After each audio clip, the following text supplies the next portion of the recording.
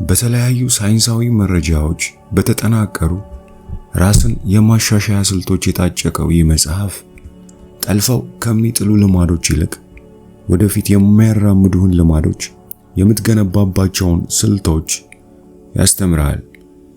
በተግባር ላይ መዋል የሚችል ድንቅ መጽሐፍ ነው አቶሚክ ሃቢትስ። የዚህ መጽሐፍ ደራሲ ጄምስ ክሌር ትናንሽ ነገሮች ላይ በማትኮር ትላልቅ ነገሮችን መስራት እንድንችል የሚያደርጉህን ልማዶች የምትገነባባቸውን መሰረታዊ ስልቶች በዚህ መጽሐፍ ውስጥ አስፍሮልሃል። ደራሲው የልማዶችን ጥበብና ሳይንስ በማጥናት ዓመታትን አሳልፏል። ይህ መጽሐፍ መጥፎ ልማዶችን ለመስበርና ጥሩ ልማዶችን ለመገንባት እንደ የህይወት መመሪያ ልትጠቀመው የምትችለው ድንቅ መጽሐፍ ነው። ህይወትህን የምትኖርበትና ቀኖችህን የምታይበትን ቅኝት በእጅጉ የሚቀይር ድንቅ መጽሐፍ ነው። ስራ ፈጣሪውና ኢንቨስተሩ ናቫል ጽሑፍ ለመጻፍ መጀመሪያ አንተ መጽሐፉን መሆን አለብህ ይላል። በዚህ መጽሐፍ ውስጥ ያሉትን ሐሳቦች የተማርኩት ከሐሳቦቹ ጋር በተግባር በመኖሬ ምክንያት ነው። ከደረሰብኝ ጉዳት አገግሜ እንደገና ለመነሳት በትናንሽ ልማዶቼ ላይ መመርኮዝ ነበረብኝ።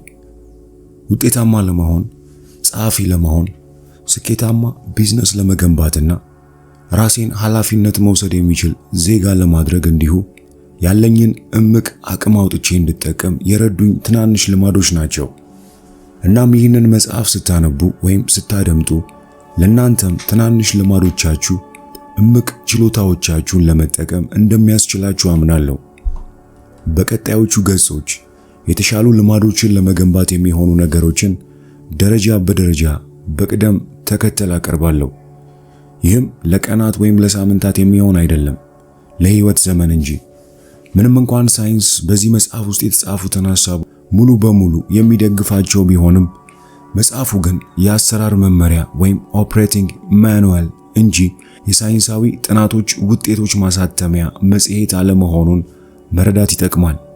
ለመረዳትና ለመተግበር የሚቀሉ ልማዶችን እንዴት መፍጠርና ማዳበር እንደሚቻል የሚያወራውን ሳይንስ አብራራ ምክር አዘል ጥበቦችን ታገኛላችሁ።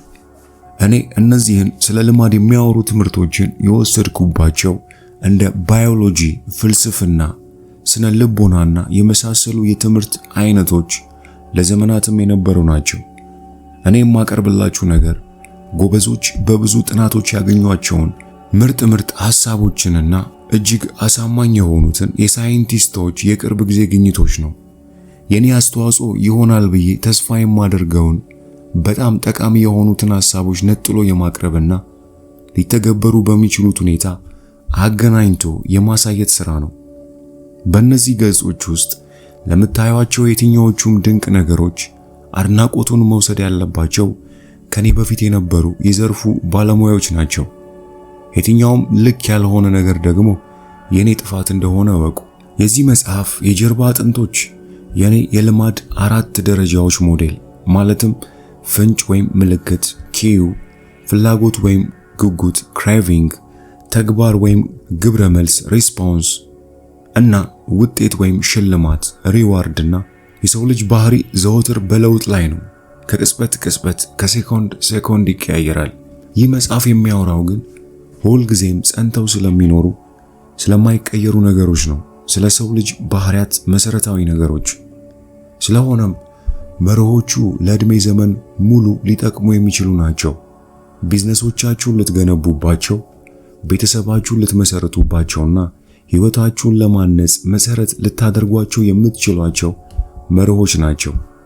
የተሻለ ባህሪን ለመፍጠር የሚረዳ አንድ ትክክለኛ መንገድ የለም። ይህ መጽሐፍ ግን የተሻለ እንደሆነ የማውቀውን መንገድ ያቀርብላችኋል።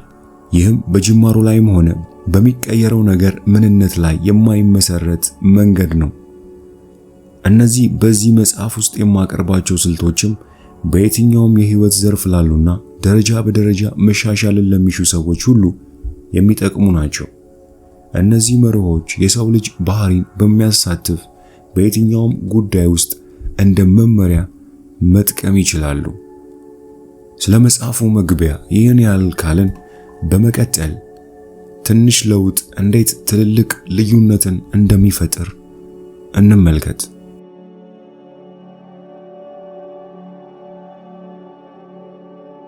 ትናንሽ ልማዶች ትልቅ ልዩነት ይፈጥራሉ። የአንድን ወሳኝ ቅጽበት ሚና ከፍ አድርጎ ማየትና በየቀኑ የሚደረጉ የጥቃቅን መሻሻሎችን ሚና ዝቅ አድርጎ ማየት ቀላል ነው።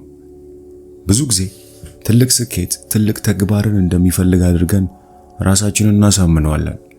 ክብደት መቀነስም ይሁን ትልቅ ቢዝነስ መገንባት፣ መጽሐፍም ይሁን ውድድርን ማሸነፍ ወይም የትኛውንም ሌላ ግብ ለማሳካት ሁሉም ሰው የሚያወራለት አይነት መሬት የሚያንቀጠቅጥ ትልቅ ነገርን መስራት እንዳለብን በማመን ራሳችንን እናጨናንቃለን። ጥቃቅን ነገሮችን በ1% ማሻሻል ግን የማንመኘውና ለእይታም የማይገባ ነገር ነው። ይሄኛው አይነት የመሻሻል መንገድ ግን ከፍተኛ ውጤት የማምጣት አቅም አለው፣ በተለይ በረጅም ጊዜ። ትንሽ ለውጥ በጊዜ ሂደት የምታመጣው ልዩነት አስደናቂ ነው። ሂሳባዊ ስሌቱ ይሄን ይመስላል። ለ1 ዓመት ሙሉ በቀን 1% እያሻሻልን ብንሄድ በዓመቱ መጨረሻ መጀመሪያ ከነበርንበት በ37% እንሻሻላለን። በተቃራኒ ደግሞ በቀን በ1% ወደ ታች እየሄድን ለ1 ዓመት ከቆየን ወደ 0 አካባቢ እንደርሳለን። በጥቂት ጅማሮ የተጀመረች ቀጣይነት ያላት ትንሽ መሻሻል ተጠራቅማ ታሪክ ትሰራለች። ልማዶች ራስን የማሻሻል ድርብርብ ወለዶች ኮምፓውንድ ኢንተረስትስ ናቸው። ልክ ገንዘብ በድርብርብ ወለድ ራሱን በሚያበዛበት መጠን የልማዶች ውጤትም በደጋገምናቸው መጠን ይባዛል። በየቀኑ ተነጥለው ሲታዩ የሚፈጥሩት ለውጥ በጣም ጥቂት መስሎ ቢታይም በወራት ወይም በዓመታት ቆይታ የሚያመጡት ለውጥ ግን አስደናቂ ነው። የመልካም ልማዶች ጠቀሜታዎችና የመጥፎ ልማዶች ጉዳቶች ግልጽ ብለው የሚታዩት ከ5 ወይም ከ10 ዓመታት በኋላ ወደ ኋላ ዞር ብለን ስንመለከታቸው መሆኑን ልብ ይለዋል። ይህንን ነገር በየቀኑ ህይወታችንን አንጥረን ለማየት ከባድ ነገር ሊሆን ይችላል። በዚህም የተነሳ እነዚህን አይነት ለውጦች መተውና መናቅ ይቀናናል። ዛሬ ላይ ጥቂት ገንዘብ መቆጠብ ብትችል አሁኑኑ ሚሊዮነር አትሆንም። ለ3 ተከታታይ ቀናት ጂም ብትሰራ በአካል ቅርጽ ላይ ምንም ለውጥ አታይም። ዛሬ ምሽት ፈረንሳይኛ ቋንቋ ለ3 ሰዓታት ብታጠና የቋንቋው ተናጋሪ አትሆንም። ጥቃቅን ለውጦችን ለማምጣት እንሞክራለን። የለውጡን ውጤት ቶሎ ማየት ስለማንችል ግን ወደ ቀደመው ነገራችን እንመለሳለን። መጥፎ ነገር ደግሞ ይህ የለውጥ ውጤት የሚታይበት ፍጥነት እጅግ ዘገምተኛ መሆን ለመጥፎ ልማዶች እንድንመቻች የሚያደርገን መሆኑ ነው። ዛሬ ምሽት ቤተሰቦችን ተወት አድርገህ ስራ ላይ ብታሳልፍ ይረዱሃል። ስራህን የምትጨርስበትን ሰዓት ለነገ ብለህ ብታሳድረው ለዚህ የሚሆን ጊዜ ነገ ላይ አይጠፋም። በዚህ መንገድ አንዲትን ውሳኔ መተው ብዙም ከባድ ነገር አይደለም። በየቀኑ ችግሮቻችንን በ1% እያባባስን መጥፎ ውሳኔዎችን እየደጋገምን ትንንሽ ስህተቶችን እየሰራንና ጥቃቅን ምክንያቶችን እያበጀን ከሄድን ግን ድምር ውጤታቸው እጅግ የገዘፈና የከፋ ይሆናል። ብዙውን ጊዜ በሕይወታችን ውስጥ ለትልቅ ችግር የሚዳርጉንም እዚያም የምንሰራቸው ችግሮቻችን በ1% የማባባስ ስራዎቻችን ድምር ውጤቶች ናቸው። በልማዶቻችን ላይ በምናመጣቸው ጥቃቅን ለውጦች የምናመጣው ጠቅላላ ውጤት የአውሮፕላንን የበረራ መስመር በጣም በትንሽ ዲግሪ በመቀየር እንደሚመጣው ለውጥ ያለ ለውጥ ነው። ለምሳሌ ከሎስ አንጀለስ ወደ ኒውዮርክ እየበረርን ነው እንበል። ከአየር ማረፊያው የተነሳው አውሮፕላን ፓይለቱ በ3.5 ዲግሪ ወደ ደቡብ ቢቀይረው መዳረሻችን የሚሆነው ኒውዮርክ ሳይሆን ዋሽንግተን ዲሲ ነው። እንዲህ አይነት ትንሽ ለውጥ ስትነሳ አካባቢ አይታወቅም። የአውሮፕላኑ አፍንጫም አቅጣጫውን የሚቀይረው በጣም በትንሽ ጫማዎች ነው። ጉዞው መላው አሜሪካንን ሲያካልል ግን መዳረሻ መጀመሪያ ካሰብከው ቦታ በመቶዎች በሚቆጠሩ ማይሎች ርቀት ላይ ይሆናል።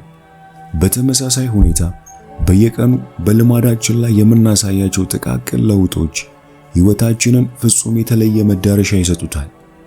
በ1% የተሻለ ወይም በ1% የወረደ ውሳኔን መስጠት ትርጉም ሊኖረው የሚችል ለውጥ አይመስልም። በጊዜ ሂደት ግን አሁን አንተ በሆንከውና አንተ ትሆን በነበረው ማንነት መካከል ያለውን ልዩነት የሚፈጥሩት እነዚህ ጥቃቅን ልዩነቶች ናቸው።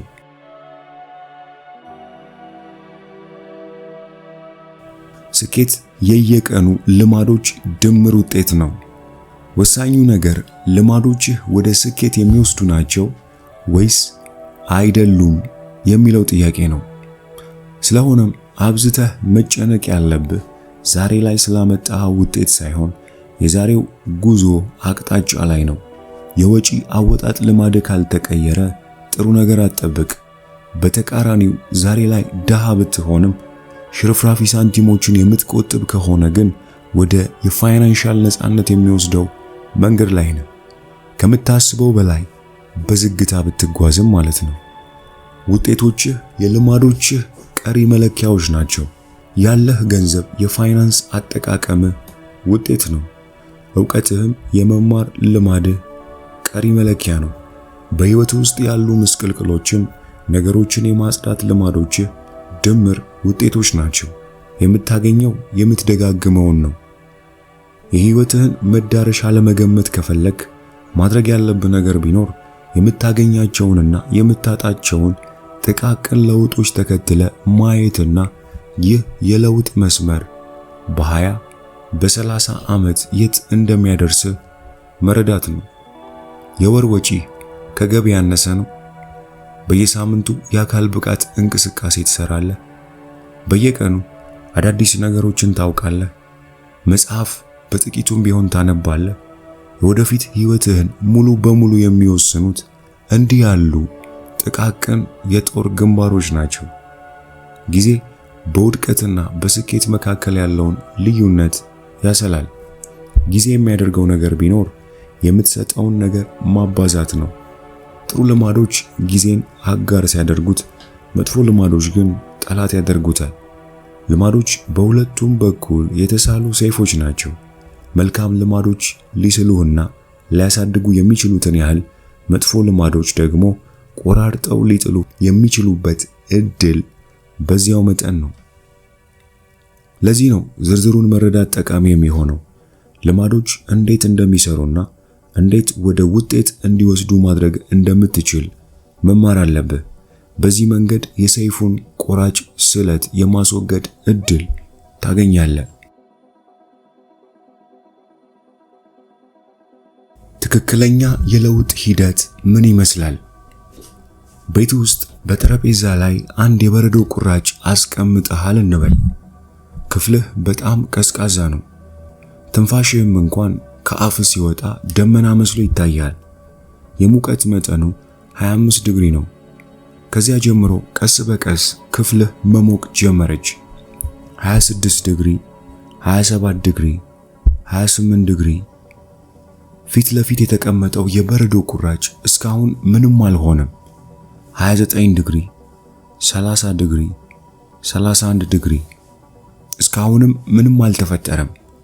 ከዚያ 32 ዲግሪ።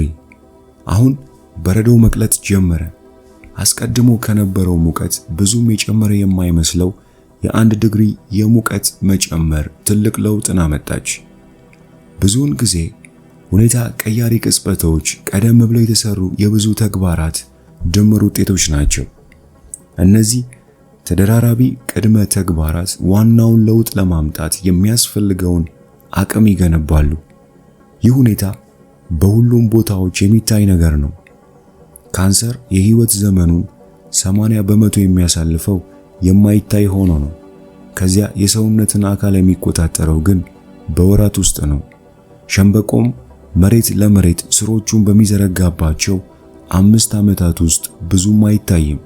ከዚያ ነው በ6 ሳምንታት ውስጥ በአየር ላይ እስከ 90 ጫማ ድረስ ማደግ የሚችለው። በተመሳሳይ ሁኔታ ልማዶችም የሆነ ወሳኝ ምዕራፍን አልፈን አዲስ ሁኔታ ውስጥ ገብተን እስክንገኝ ድረስ ምንም ለውጥ የሚፈጥሩ አይመስሉንም። በየትኛውም ሁኔታ ውስጥ መጀመሪያና መካከለኛ ዘመን ውስጥ ብዙውን ጊዜ የመከፋት ሸለቆ ይኖራል። ለውጥ ለማምጣት ስትነሳ የእድገት ደረጃዎችህ በማይቆራረጥና ወጥ በሆነ መልኩ ማየት እንደምትችል ታስባለህ፣ ግን አይታይም። በመጀመሪያዎቹ ቀናት፣ ሳምንታት፣ ምናልባትም ወራት አካባቢ ለውጥ የማይመጣ መስሎ መታየቱ በጣም የሚያበሳጭ ነው።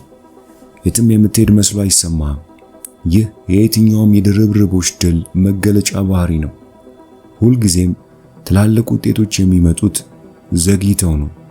ዘላቂነት ያላቸውን ልማዶች መገንባትን ከባድ የሚያደርጉት መሰረታዊ ምክንያቶች መካከል አንደኛውም ይህ ነው።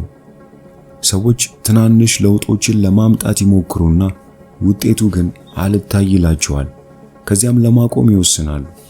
ለአንድ ወር ያህል በየቀኑ ሮጥኩ እና ለምንድነው ሰውነቴ ላይ ለውጥ ያላየሁት ብለህ ልታስብ ትችላለህ። እንደዚህ አይነት አስተሳሰብ አንድ ጊዜ ከተቆጣጠረ ጥሩ ልማዶችን እየተውክ ለመሄድ ትመቻቻለህ። ትርጉም ያለው ለውጥ ለማሳየት ግን ልማዶችን ለረጅም ጊዜ ማየትና ጉብታውን ለማለፍ የሚያስችላቸው አቅም ማጠራቀም አለባቸው። እኔም የተዳፈነ ችሎታ ጉብታ the plateau of latent potential የምለው ይሄንን ነው። ጥሩ ልማድ ለመገንባት ወይም መጥፎ ልማድ ለመተው ስትታገል ራስህን ብታገኘው የመሻሻል አቅም አጥተ እንዳይመስል። ይልቁንም እንደዚህ የሚሆነው ገና የተዳፈነው ችሎታ ጉብታ ስላላለፍክ ብቻ ነው። ጠንክሬ ብሰራም ውጤት አላመጣሁም አይነት አቤቱታ በረዶ ለምን በ26 በ27 ወይም በ28 ዲግሪ አልቀለጠም ብሎ ቅሬታ እንደማቅረብ ያለ ነው። ድካምህ አልባከነም፣ እየተጠራቀመ ነው እንጂ።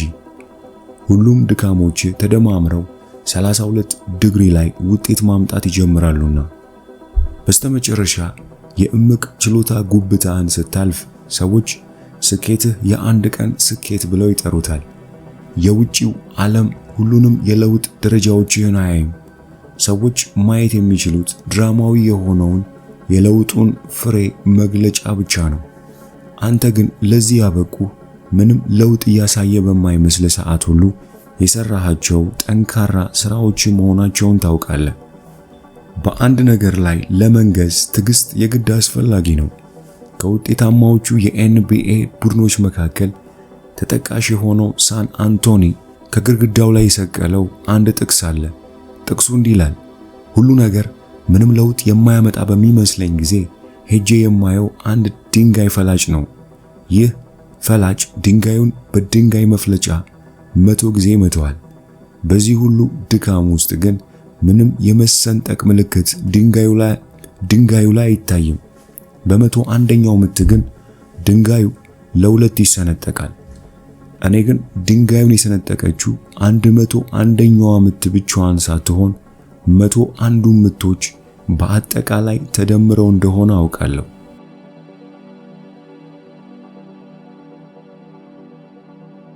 ሁሉም ትላልቅ ነገሮች የሚነሱት ከትናንሽ ጅማሮች ነው። የእያንዳንዷን ልማድ ዘር አንዲት ትንሽ ውሳኔ ነች። ይቺ ውሳኔ ስትደጋገም ግን ልማድ እያደገና እየጠነከረ ይሄዳል። ስሮቿ እየተስፋፉ ይሄዱና ቅርንጫፍ ማውጣትም ትጀምራለች። የእምቅ ችሎታ ጉብታን አልፎ ለመሄድና በሌላው ጎን ለመገኘት የሚያስችለንን የጥንካሬ ትግል ቆይታ የሚወስነው ምንድን ነው? አንዳንድ ሰዎች የመልካም ልማድን ድርብርቦች ትርፍ ሲያጣጥሙ፣ አንዳንዶች ግን የመጥፎ ልማዶቻቸው ምርኮኛ ሆነው የሚቀሩትስ ለምንድን ነው? ግቦችህን እርሳና በሂደቱ ላይ አተኩር። የተለመደው አረዳድ በህይወታችን ውስጥ የምንፈልጋቸውን ነገሮች ለማሳካት ብዙ ጭንቀት የሌለበት ዘና ያለ ህይወትን ለመኖርና ውጤታማ ህይወትን ለመምራት ቁልፍ ነገር ሊተገበሩ የሚችሉ ግቦችን ማስቀመጥ ነው የሚለው ነው።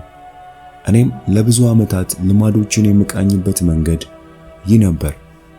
እያንዳንዳቸው ሊደረስባቸው የሚችሉ ግቦች ናቸው። ለምሳሌ በትምህርት ቤት ውስጥ ማምጣት ስላለብኝ ውጤት ግብ አስቀምጣለሁ። በቢዝነስ ውስጥ ላገኝ ስለምፈልገው ትርፍ፣ በጂም ቤት ላነሳው ስለምፈልገው ክብደት ወዘተ በተወሰኑ ውጤታማ መሆን የቻልኩ ቢሆንም በአብዛኛው ግን አልተሳካልኝም። በሂደት ያገኘሁት ውጤት ካስቀመጥኩት ግብ ጋር ያለው ግንኙነት ውሱን መሆኑን ተረዳሁ። ከዚያ ይልቅ ያመጣኋቸውን ውጤቶች ጨምሮ ሁሉም ነገሮች ቀጥተኛ ግንኙነት ያላቸው ከሂደቱ ወይም ሲስተም ጋር እንደሆነ ገባኝ። በስርዓታዊ ሂደት ሲስተምና በግቦች ጎልስ መካከል ያለው ልዩነት ምንድን ነው? ይህንን ልዩነት ለመጀመሪያ ጊዜ የተማርኩት ከዴልበርት ኮሚክ ጀርባ ካለው ካርቶኒስት ከሱኮት አዳምስ ነው።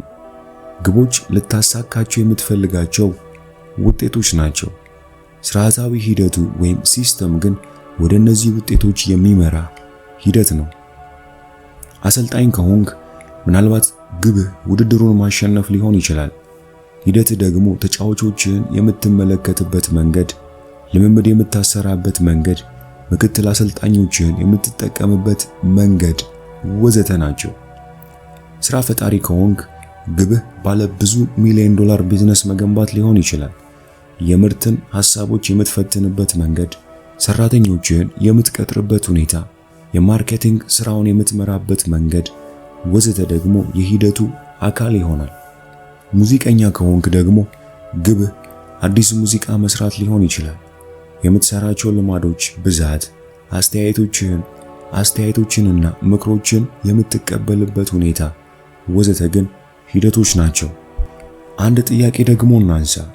ግቦችህን ሙሉ በሙሉ በመተው ሂደቱ ላይ ብቻ ብታተኩር ውጤታማ መሆን ትችላለህ? ለምሳሌ አንተ የቅርጫት ኳስ አሰልጣኝ ብትሆንና ውድድሩን የማሸነፍ ግብህን ሙሉ በሙሉ ረስተህ ቡድንህ በየቀኑ የሚሰራው ተግባራዊ ስራ ላይ ብቻ ብታተኩር ውጤት ልታመጣ ትችላለህ? እኔ ልታመጣ እንደምትችል አስባለሁ።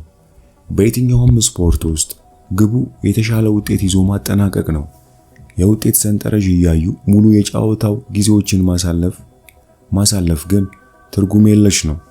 ለውጤታማነት የሚያበቃው እውነተኛው መንገድ በየቀኑ ለመሻሻል መጣርና ልዩነት ማሳየት ነው። የ3 ጊዜ የሱፐር ቦል አሸናፊ ቢል ዋልሽ ውጤት ለራሱ ይጨነቃል ሲል ተናግሯል። ለሌሎች የህይወት ዘርፎችም ይህ አባባል እውነታነቱ እርግጥ ነው። የተሻለ ውጤት ማምጣት ከፈለክ ግቦችን መደርደር ችላ በልና ሂደቱ ላይ አተኩር። ምን ማለቴ ነው? ግቦች ምንም ጥቅም የላቸውም እያልኩ ነው? በፍጹም። ግቦች አቅጣጫን ለማስቀመጥ በጣም ጠቃሚ ነገሮች ናቸው። ለውጥ ለማምጣት በጣም የሚጠቅመን ግን ሂደት ነው። በቂ ስርዓት ወይም ሲስተም ሳትቀርጽ ያስቀመጥካቸው ግቦች ላይ ብቻ በማውጠንጠን ጊዜ ማሳለፍ ብዙ ችግሮችን ይፈጥራል። በመቀጠል አንድ በአንድ እነዚህን ችግሮች ለማየት እንይ።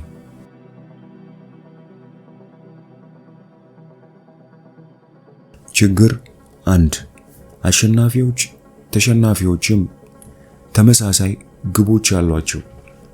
ግቦችን ማስቀመጥ ለውጤታማዎች በማርላት መድሎ ወይም ሰርቫይቫልሺፕ ባያስ በከፍተኛ ሁኔታ የተጠቃ ነው።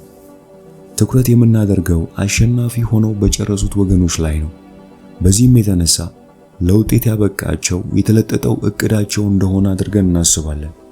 ተመሳሳይ ግቦችን አስቀምጠው ሩጫውን በተሸናፊነት የቋጩ ተወዳዳሪዎችን ግን አናይም። የትኛውም የኦሎምፒክ ተወዳዳሪ የወርቅ ሜዳሊያውን ማሸነፍ ግቡ ነው። የትኛውም ምሩቅም ስራ ማግኘትን ያለማል። ውጤታማ የሆኑም ውጤታማ ያልሆኑም ሰዎች ተመሳሳይ ግቦችን የሚጋሩ ከሆነ በተሸናፊዎችና በአሸናፊዎች መካከል ለተፈጠረው የስኬታማነት ልዩነት ምክንያት ግቦችን ማስቀመጥ አይደለም ማለት ነው።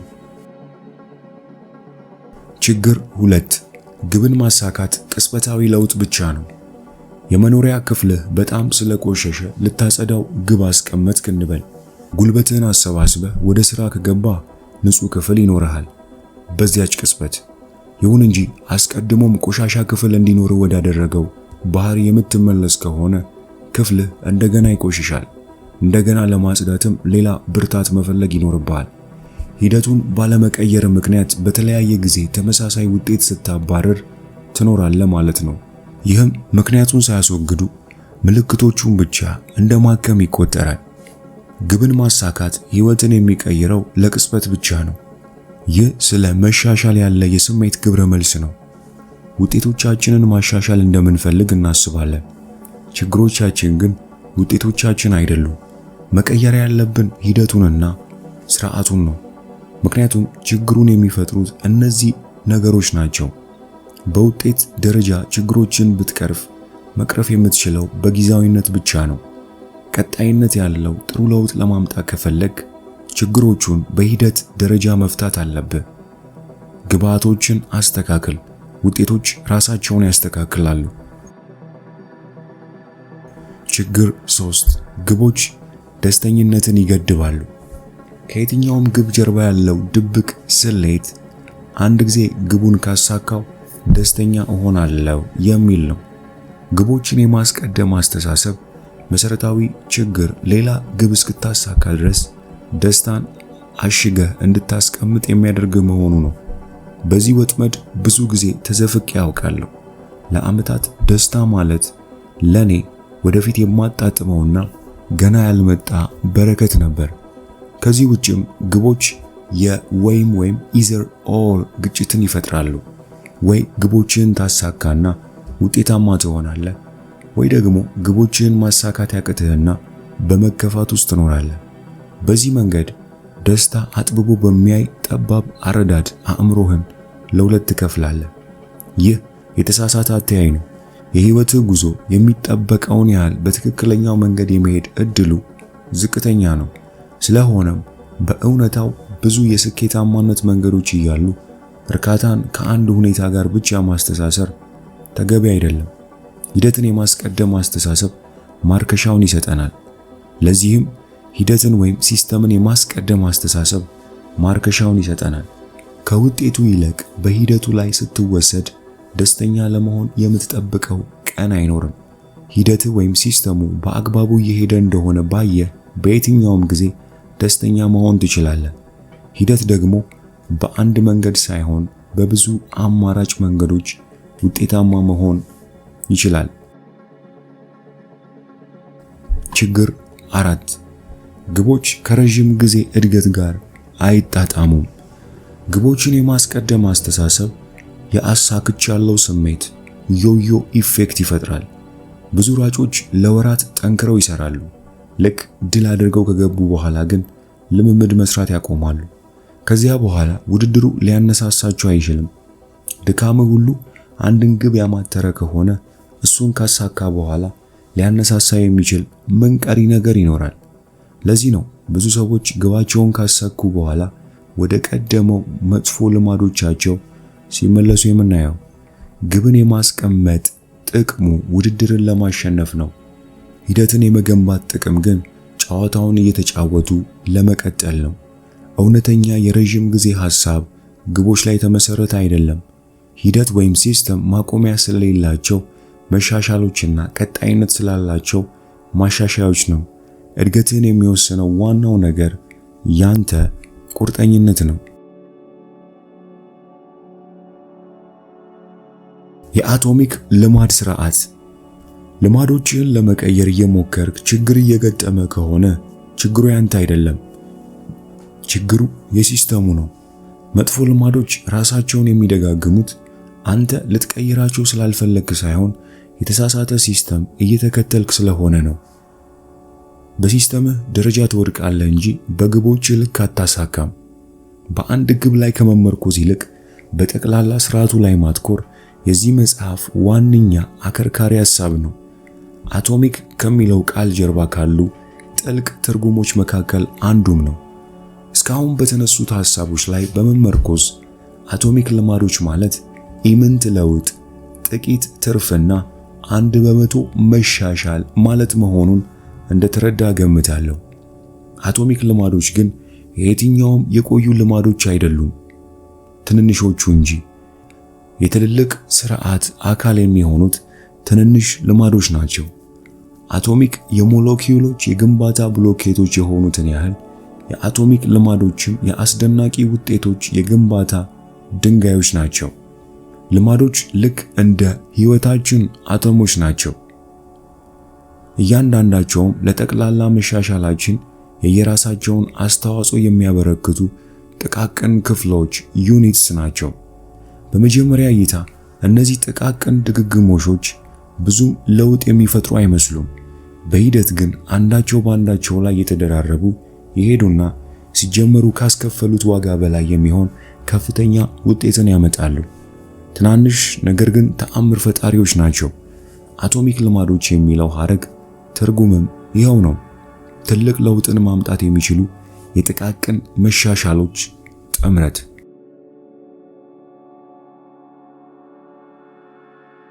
የዛሬውን መጽሐፍ ዲ አቶሚክ ሃቢት የልማድ አስደናቂ ኃይል የሚለውን መጽሐፍ የመጀመሪያውን ክፍል ያነሳናቸውን ሐሳብ በእነዚህ ነጥቦች እናጠቃልል። ልማዶች ራስን የማሻሻል ድርብርብ ወለዶች ናቸው።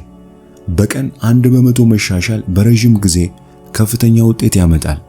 ልማዶች በሁለቱም በኩል የተሳሉ ሰይፎች ናቸው። ሊሰሩልህ ወይም ሊሰብሩ ይችላሉ። ዝርዝሩን መረዳት የሚጠቅመንም ለዚህ ነው። አንድ ትልቅ ምዕራፍ እስክትሻገር ድረስ የትናንሽ ለውጦች ጥቅም አይታይም። የየትኛውም ነገር ድርብርቦሽ ውጤት የሚመጣው ዘግይቶ ነው። ስለዚህ ትዕግስት አስፈላጊ ነው። አቶሚክ ልማድ የትልቅ ስርዓት አካል የሆነ ልማድ ነው። አቶሚክ የሞለኪውሎች የግንባታ ብሎኬት እንደሆኑት ሁሉ አቶሚክ ልማዶችም የትልቅ ውጤቶች የግንባታ ብሎኬቶች ናቸው። የተሻለ ውጤት ከፈለግ ግቦችን መደርደር ቸል በልና ስርዓቱ ላይ አተኩር። በስርዓቶች ልክ ትወድቃለህ እንጂ በግብ ልክ አትነሳም። ከዛሬው የልማድ አስደናቂ ኃይል ወይም ዘ አቶሚክ ሃቢትስ መጽሐፍ የመጀመሪያው ክፍል ይህን ይመስል ነበር። የሚቀጥለው ክፍል ነገ በተመሳሳይ በዚህ ሰዓት ይለቀቃል። እስከዛው ግን ይህንን መጽሐፍ ሙሉውን በአማርኛ የምትፈልጉ ብቻ ከታች ባለው የቴሌግራም ሊንክ ጻፉልን።